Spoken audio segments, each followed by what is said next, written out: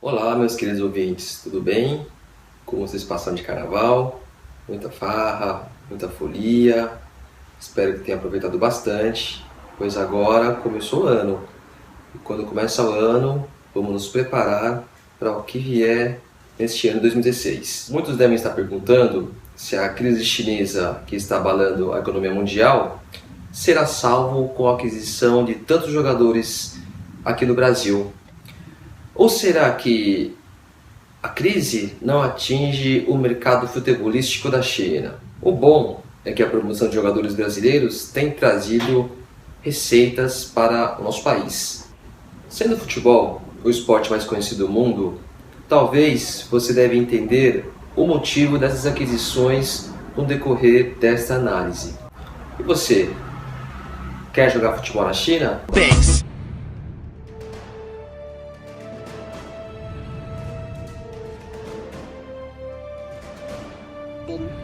Os assuntos abordados nesta análise econômica é sobre a venda dos jogadores para a China, medidas radicais contra o estado islâmico, xenofobia, racismo e preconceito, as medidas da republicação do livro do Adolph Hitler, pretextos para poder dominar a internet, assassinatos para sucumbir um conflito, como criar uma crise, escambo, consequência de uma moeda desvalorizada. E recentemente eu estive na vila inglesa a Acaba, e sobre os comentários de um jovem empreendedor de 14 anos com relação aos futuros dos empregos.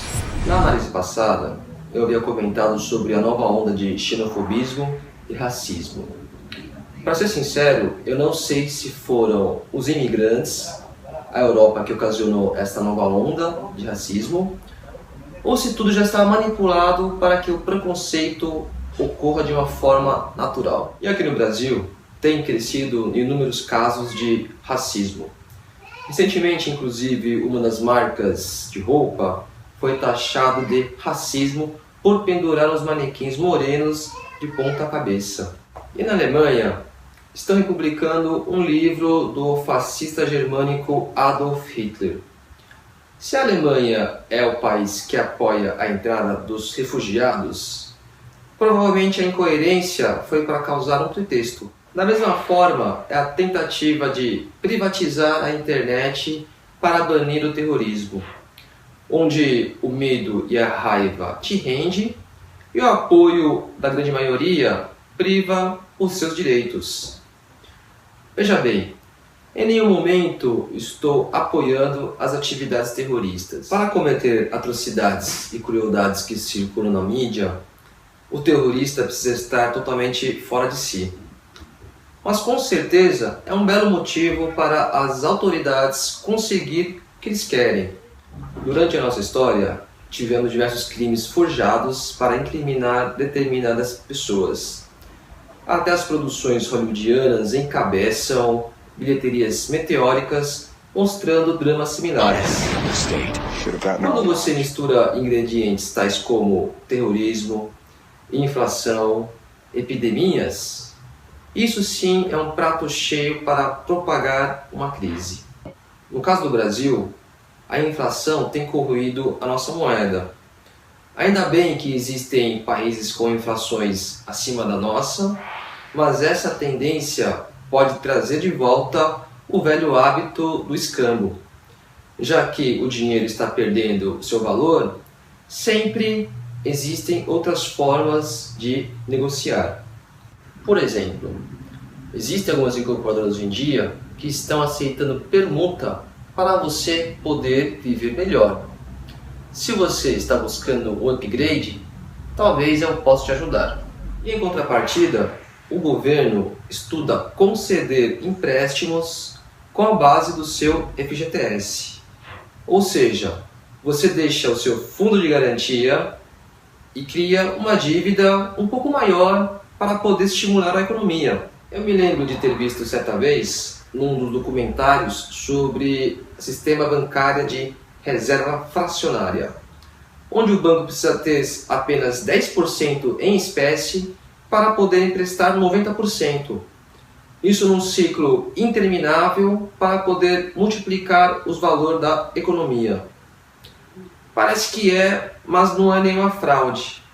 Porém, somente para os bancos, é claro. Talvez seja bom você poder aliviar as suas despesas com o empréstimo concedido com o seu FGTS. Porém, uma hora você vai ter que pagar. Pois é, meus amigos e amigas, a nossa economia está bem complicada, gostaria muito de poder enxergar uma luz no fim do túnel, mas tudo indica que ainda não estamos no fim do túnel. E uma boa notícia é que provavelmente a alta do dólar perdeu a sua força. Tem uma boa tendência para que o real venha a se valorizar. Parece uma boa notícia, mas olhando ao fundo, acredito que o nosso país tem muito mais a perder com a desvalorização do dólar. A alta do dólar poderia estimular o turismo e aumentar o fluxo de receitas do país. É muito provável que a Olimpíada atraia muito mais brasileiros do que estrangeiros. Recentemente eu vi no jornal que tem ingressos à venda por R$100. E tudo isso é por causa de um inimigo muito mais perigoso do que a nossa crise financeira e a política. O vilão que tirou as chances do Brasil estimular o turismo e uma possível melhora na economia deve ser o Aedes aegypti. O perigo já é considerado tão nocivo quanto a gripe H1N1 e o Ebola. O Zika provavelmente é muito mais crítico, pois é uma doença que ainda não sabemos como devemos lidar. Resumindo, para lidar com esta epidemia, todos nós devemos fazer a nossa parte, eliminando focos do mosquito. Na verdade, até mesmo a melhora da nossa economia vai ter que depender somente de nós. Veja algumas dicas de como otimizar a sua finança na análise passada. Agora, se você for um jogador de futebol, tenho que admitir que a crise pode passar bem longe para você. Se você estiver disposto a conhecer a China e ganhar um melhor salário, vale a pena explorar o mercado asiático. Eu estive envolvido com a venda de jogadores para o mercado chinês há alguns anos atrás. Na ocasião, eram jogadores contratados pelo São Paulo Futebol Clube em parceria com um dos clubes da província de Liaoning. O público de futebol ainda não é muito difundido na China. É porque os jogadores chineses têm limitações nas habilidades com a bola. E muitos já tentaram estimular o futebol chinês e parece que agora a audiência dos jogos podem melhorar. Eu acredito que um dos motivos para a escolha dos jogadores brasileiros seja por causa da alta do dólar. Mas é claro que as cifras milionárias não é para qualquer um.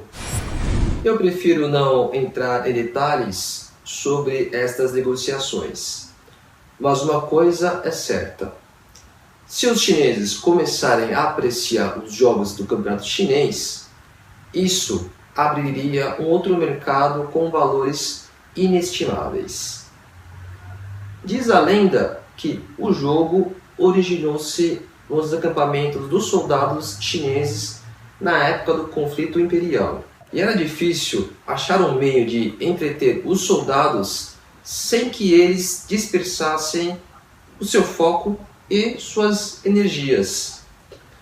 Ao introduzir jogos de aposta dentro do camping, eles acharam um meio de manter os soldados no foco e desde então eu acredito que os chineses são dos povos que mais gostam de jogos de apostas. E olha que os cassinos de Macau já impressionam muito mais os turistas do que a própria Las Vegas. Agora imagina o campeonato de futebol sendo prestigiado pelos próprios chineses.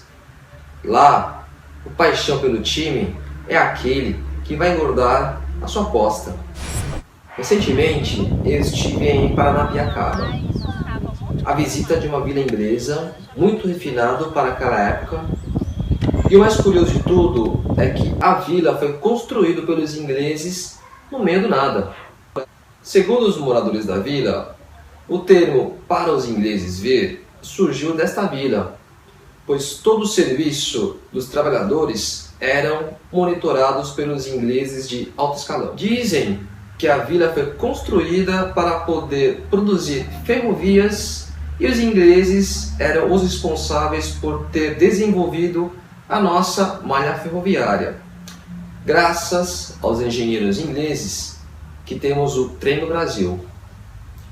Mas há quem diga que isso era uma tática dos ingleses que tinha um propósito muito maior. E sendo a vila construída no meio do nada, chamaria menos atenção aos que acreditam que era simplesmente uma base para produções ferroviárias. Mas se esta mesma ferrovia puder transportar bens aos interesses ingleses, com certeza levantaria poucas suspeitas e dentre esses bens transportados poderia haver toneladas de ouro. E uma outra coisa interessante que os moradores comentaram era sobre a contratação dos trabalhadores. Um dos pré-requisitos para poder trabalhar na vila era saber jogar futebol, pois eles sabem trabalhar em equipe e sabem cumprir ordens. Mais uma vez, podemos ver que a corrupção é coisa antiga aqui no Brasil. Se o interesse dos ingleses pela malha ferroviária realmente for o outro motivo, seria uma perda significativa dos nossos recursos durante um período longo. Afinal de contas, segundo o filósofo Leandro Karnal, é o povo corrupto que espelha os governos ou são os governantes que espelha o povo corrupto? E para poder mudar este péssimo hábito, meus caros amigos e amigas, devemos começar a mudar as nossas atitudes. A Operação Lava Jato é uma prova que existe uma luz no fim do túnel. Agora, cabe a nós fazer esta luz tomar mais forças. Recentemente, eu vi um comentário de um garoto de 14 anos no Facebook dizendo sobre os empregos. Um garoto jovem e começou a empreender desde cedo. E segundo este garoto empreendedor, empregos no futuro, somente os que não buscam crescer querem ser assalariados. Se você busca por mudanças, comece a se adequar para o novo mercado. Busque algo que realmente seja do seu interesse e vá se especializar. Não existe emprego ruim. Você apenas ainda não encontrou a sua vocação. Aproveite a rede social e a internet para buscar mais conhecimentos. Desta forma, tenho certeza que em breve estará empreendendo como este garoto de 14 anos. O seu e o nosso amanhã vai depender dos futuros empreendedores para que esta luz de ordem e progresso possa se propagar. E realmente espero que todos nós podemos fazer parte deste novo Brasil pós-Lava Jato. Caso tenha alguma dúvidas, sugestões ou comentários, inscreva no canal e sinta-se à vontade em me inscrever. E conto com seu apoio para poder compartilhar esta análise. Até breve. If we want to have any hope of understanding all of the things that are going on in the financial world right now, we really have to start with understanding money and how it's created. So here we're going to explore the process by which money is created. Let me introduce you to John Kenneth Galbraith. He taught at Harvard University for many years, and he was active in politics, serving in the administrations of Franklin Roosevelt, Harry Truman, John F. Kennedy, Lyndon Johnson. He was one of a few two-time recipients of the Presidential Medal of Freedom. Clearly a pretty accomplished and stand-up kind of guy. Now, about money, he famously said, the process by which money is created is so simple that the mind is repelled. We're about to discuss that very thing. If you don't get this segment the first pass, don't worry, because money creation is a truly bizarre thing to ponder, let alone accept. It's actually a very simple process, but really difficult to accept. First, let's look at how money is created by banks. Leaving aside for now where this money comes from, suppose a person walks into town with $1,000 and luckily a brand new bank with no deposits has just opened up. The $1,000 is deposited in the bank, and now the person has a $1,000 asset, their bank account, and the bank has a $1,000 liability, the very same bank account. Now, there's a rule on the books, a federal rule, that allows banks to loan out a proportion, a fraction of the money they have on deposit to others. In theory, banks are allowed to loan out up to 90% of what people have on deposit with them, although as we'll see later on, the actual proportion is much closer to 100%. Nonetheless, because banks retain only a fraction of their deposits in reserve, the term for this process is fractional reserve banking. Now back to our example. We now have a bank with $1,000 on deposit, and banks do not make money or make a living by holding on to it. Rather, they make their living by borrowing at one rate and loaning at a higher rate. Since any bank can loan out up to 90% of what they have on deposit, in our example, our bank wants to find somebody who wants to borrow $900. Suppose this borrower then spends that money by giving it to another person, in this case, his accountant, who in turn deposits it in a bank. Now, it could be the same bank or a different bank, but that doesn't really change how this story gets told at all. With this new deposit, this same bank now has a fresh $900 to work with, and so it gets busy finding somebody who wants to borrow 90% of that amount, or $810. And so another loan gets made, and it gets spent and redeposited in the bank. And 90% of this new deposit is $729, which can get loaned out. And so it goes until we finally discover that the original $1,000 deposit has mushroomed into a total of $10,000. Is this all real money? Yeah, you bet it is, especially if it's in your bank account.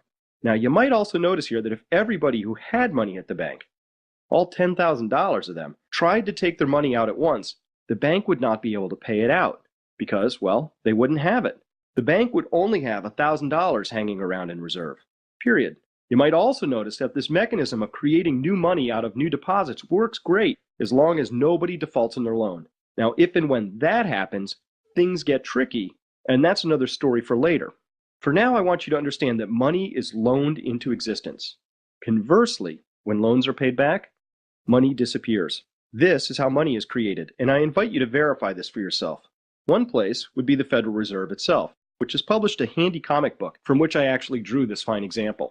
You can find a link to that on the website under Essential Articles. You may have noticed that I left out something very important here, and that is interest. Where does the money come from to pay the interest on all the loans? If all the loans are paid back without interest, we can undo this entire string of transactions in this example. But when we factor in interest, we'd suddenly discover that there isn't enough money here in this example to pay back all the loans.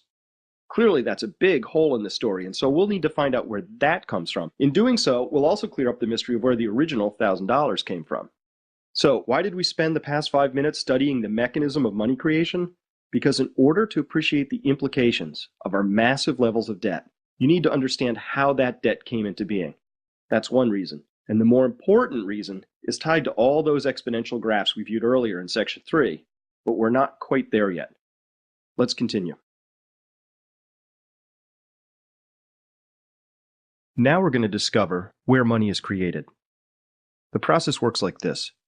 Suppose Congress needs more money than it has. I know, that's a stretch. Perhaps it's done something really historically foolish like cutting taxes while conducting 2 wars at the same time. Now, Congress doesn't actually have any money, so the request for additional spending gets passed over to the Treasury Department. You may be surprised, or dismayed, or perhaps neither, to learn that the Treasury Department lives hand to mouth and rarely has more than a couple weeks of cash on hand, if that. So the Treasury Department, in order to raise cash, will print up a stack of Treasury bonds, which are the means by which the U.S. government borrows money. A bond has a face value, which is the amount it will be sold for, and it has a stated rate of interest that it will pay to the holder. So if you bought a bond with $100 face value and that paid a rate of interest of 5%, then you'd pay $100 for this bond, and you'd get $105 back in a year.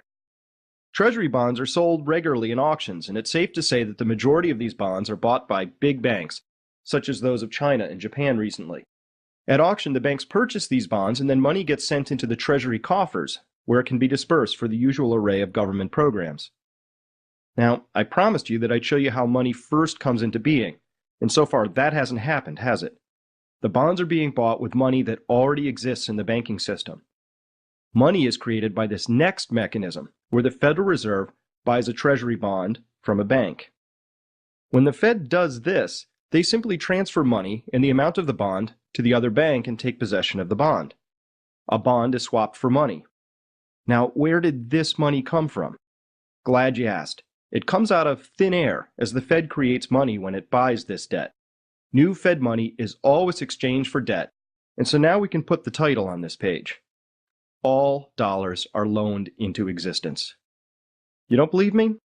Here's a quote from a Federal Reserve publication entitled Putting It Simply.